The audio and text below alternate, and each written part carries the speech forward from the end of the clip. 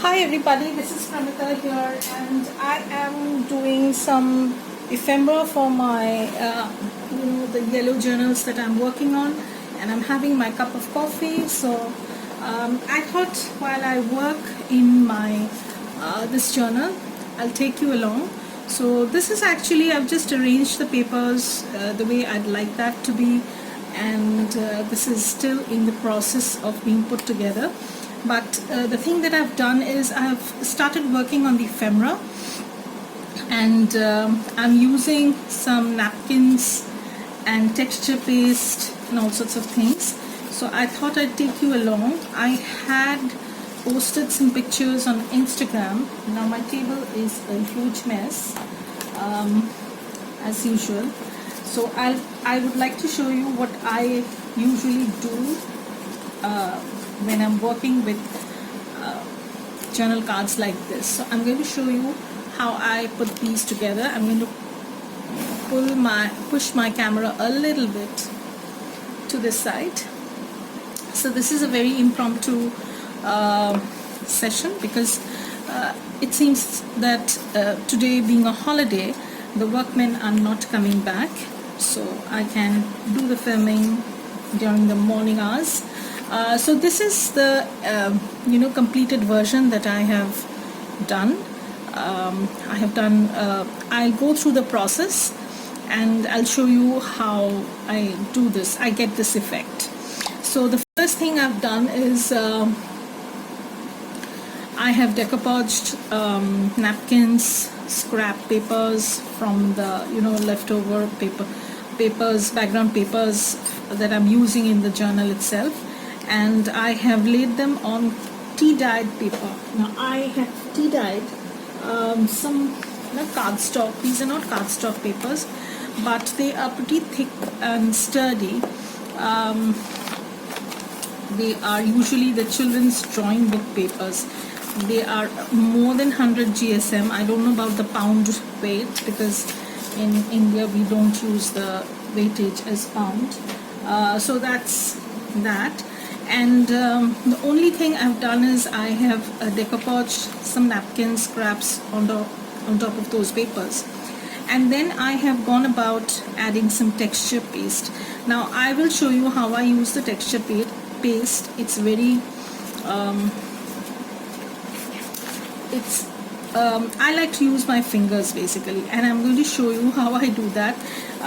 That leaves my fingers very grimy and dirty. That's true, but the best results come when I'm using my fingers. So if you have any other ways, you're most welcome to use, but I'm more comfortable using my fingers because that way I get to control how much I want on the pages. So this is actually some sunflower tissue paper, and the only thing I'm doing is I just glued this down, and I have not used any texture paste, anything of that sort. So what I can basically do is I can add a layer of decoupage sealant, or collage forge, as you can see, and then I can come back and do the texture paste. I'll show you that. In the meantime, I can take you along and show you how I finish off these journal cards, because they are in the process of getting finished. So the first things first, let me put some collage medium on top and then finish this off.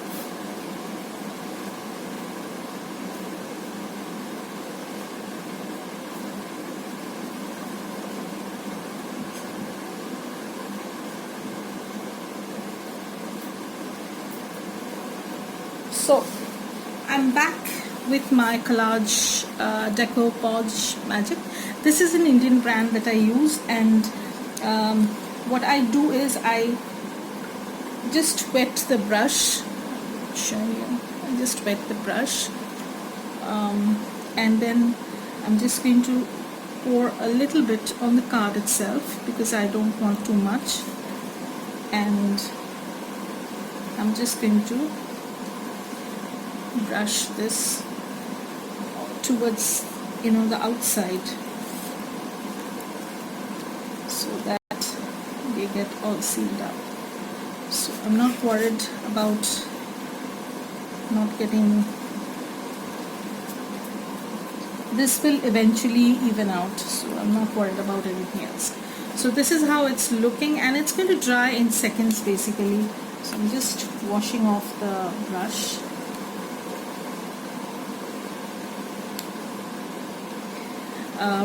And I'm going to let this dry, and after this dries I'm going to show you how I use the texture paste.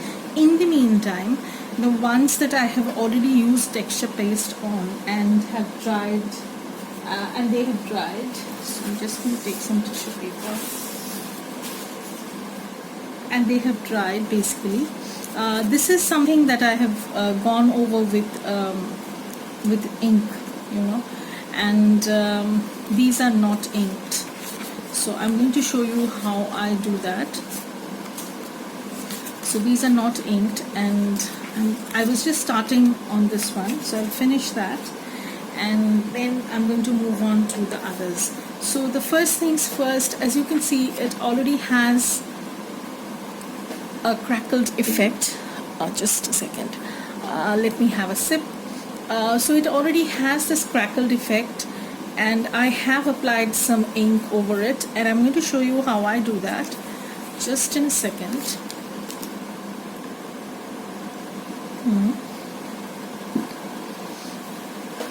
So personally I like to do it with fingers, because that's what gives me the best effect. So if you are worried about getting your fingers dirty, then you can use something else, maybe a sponge, but anyways, it doesn't work for me. So I like to get my fingers dirty. So that's it, and I'm just dipping my finger, just rubbing my finger over the ink, distress ink. And I prefer distress ink because it has the ability to be blended in, and I'm just going to rub this on the cracks, and you can see how the cracks become more pronounced while I work on them. So I'm just taking this. This is gathered twigs, but I'm going to go over this with another color. You see, very lightly I'm going over this. Why I like to use fingers is because I can give the desired pressure. I can control the pressure basically. That gives an extra benefit to me.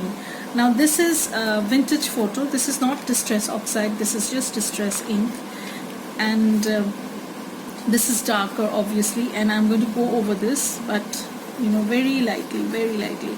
I don't want this to be too dark. So once it becomes a little bit darker, it blends well. Now it's looking like this. Okay, so now if I want, I can take my brush and just a little bit light wash sort of thing. So now you can see how it's looking. And now if I have any extra bits that needs to be trimmed off, I do that. Okay, and of course I'm going to trim this. I'm going to stitch around this, so I'm not bothered too much. So after I finish working on all these, so this is like this. So I can put some coat, some fabric, some lace element, anything, but that would come later on after I finish doing this. So first I'm going to ink the sides.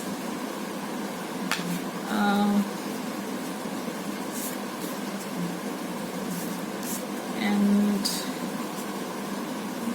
that's it. So my card is done.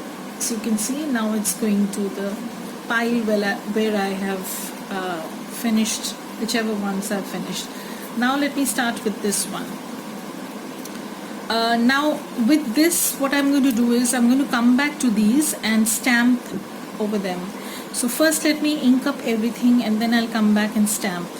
Okay, so this is, once again, I'm taking my gathered twigs.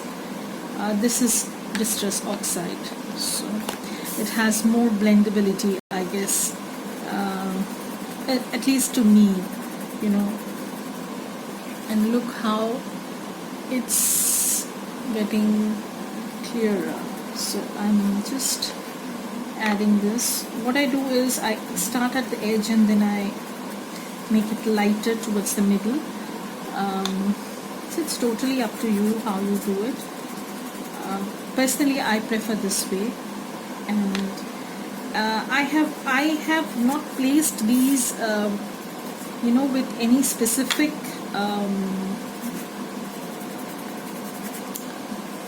pattern. I've just done it in a random way. So you can use your makeup brush if you so desire, but I found that you know, my fingers work best. So this is how they are looking, and you can finish this off. So this is how your journal cards are looking. So if I want something darker here, I can put a little bit of pressure, and you know, I can control the pressure with the finger. So that is why I like to use my fingers rather than going with a makeup brush. So I'm going to do this. This is going to be a big journaling card. So I'm starting off with vintage photo. Let's see what happens, because see, there's nothing wrong or right in making stuff like this. You know, you can always get a different look, different approach to your art, and that's it. I have seen some people do this in mixed media albums and stuff like that. So this suddenly struck me that why not do this? So, and I'm not doing it for all the journaling cards, but some of them will have this. So what I'm going to do is, again, hands are the best, you know, because for that I personally feel it gives more blendability and it works best, at least to me. And what I'm doing is I'm going back again and again into the bigger cracks and adding the darker color so that it becomes more and more visible. Yeah. So that's it.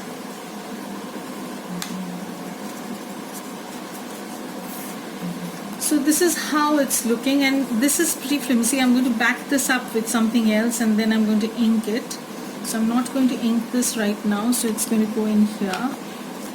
This is another of those bigger cards, and I'm going to do the same thing. So I'm going to take my finger and I'm going to just start inking up some random places where I've already used the texture paste, and even out things. So I'm going to apply some over here. Some I do like darker on the outside and then more lighter towards the inside, and some I like to put, you know, darker tones on the cracks just to make them more visible. And you can use different sides of your finger or pad. Don't look at this finger, it's absolutely horrible, but of course effects will come out nicely. I'm just adding a little bit of extra. So that's how your card is looking, and once I stamp over them or stencil, you'll see the startling difference. This is actually going to be a booklet of sorts. So booklet of sorts. Okay, so this is going to be like so. You can open it from this side.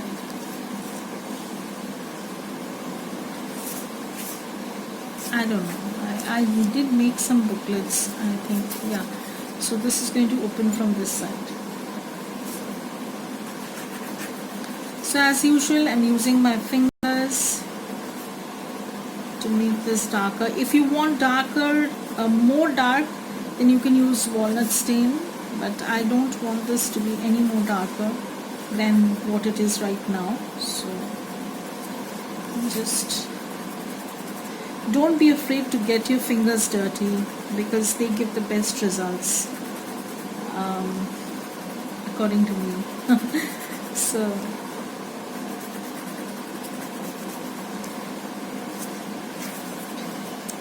So it's looking like this, as you can see, and I'm going to ink. I don't want the whitish tinge to this, so I'm going to take off that whitish tinge by using some vintage photo. So this is how it's looking, and what I'm going to do is I'm just going to dab a little bit on the cracks that are already there. So it's fairly done.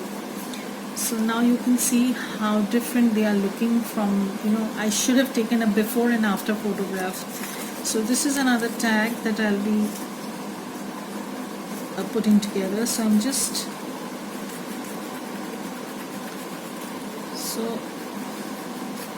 rubbing my fingers, and the oils from your fingers, they help to blend more easily, and I think you should not be afraid of getting them dirty when you're doing art or stuff like this. So look how pretty it is, and it'll get better once I start putting other elements. So that's how it's looking. So I'm going to blend this. So that's it. I nearly finished the inking part of the crackles, and now I need to stamp this. So let me have a sip. Okay, so I generally use the script stamp over here. This is a no brand. This is from no big brand. This is from just a random wooden stamp that I got, and some postage stamp that I have. This is also, I think, from some brand, I don't remember. So this is the first one that I'm going to do. So this is going to be the top part, the bottom part. So let me see what I can do. Now I'm going to stamp with my archival black. So I'm not going to stamp the whole thing, obviously, as you can see. And it's going to give a very subtle effect because you already have all sorts of things going on, like this. And now I can add the postage stamp. So I'm not going to do the whole thing, but I'm just going to do a little bit, like so, and then some little bit here, and I'm also going to stamp some over here. Now if you're wondering about this stamping sort of thing, this is actually from Delusions. This is Dina Weekly, I think. I'm not sure, or Diane Reevely. Someone had come up with this. I usually use my big set squares that I have from my college days, and those are huge, gigantic ones. I'm more comfortable with set squares because they have a bigger surface to work with. And what I do is I often line up the stamps like that so that I don't lose them when I'm working on a project, and I keep on stamping that way.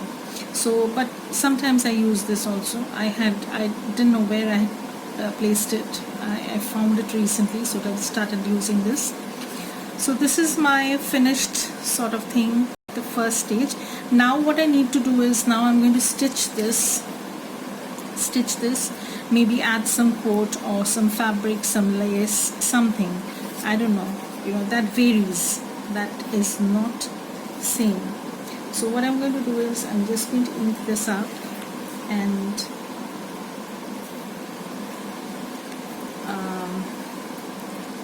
I'm going to do this like so.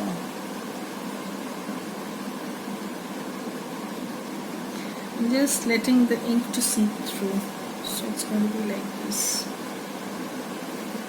And if I have any remnants of ink left, so what I'll do is I'll just press this into a corner sort of thing, and I'm going to let this dry, because since I've added the the texture paste, it takes a while for the ink to dry, but once it's dry, it's fast because it's archival.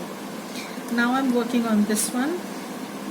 So the first thing I'm going to do is I'm going to use my script stamp. Sorry, so tongue-tied. So I'm going to use my script stamp. Okay, now it's more or less done. And now I'm going to use my I can use some crackle stamps also. I have this from Craft.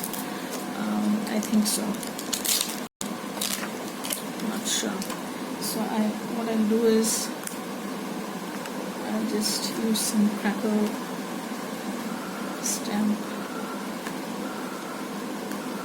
Okay, so it's just going to give a mixed media kind of background. So I have the crackle stamp going, and you don't need to have a stamp, the acrylic block, because you don't need to be perfect, so it's okay. And now I'm using my post-it stamp.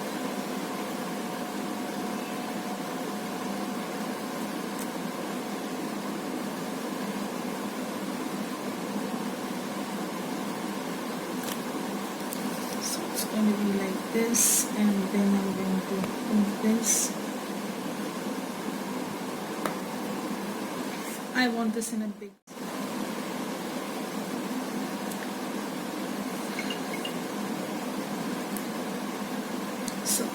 So this is how they are looking, and I'll be finishing these off, and I'll be back to show you what I've done to these journal cards. So bye everybody, have a great day, and there will be a second part where I'll show how I finished these. Have a great day, bye.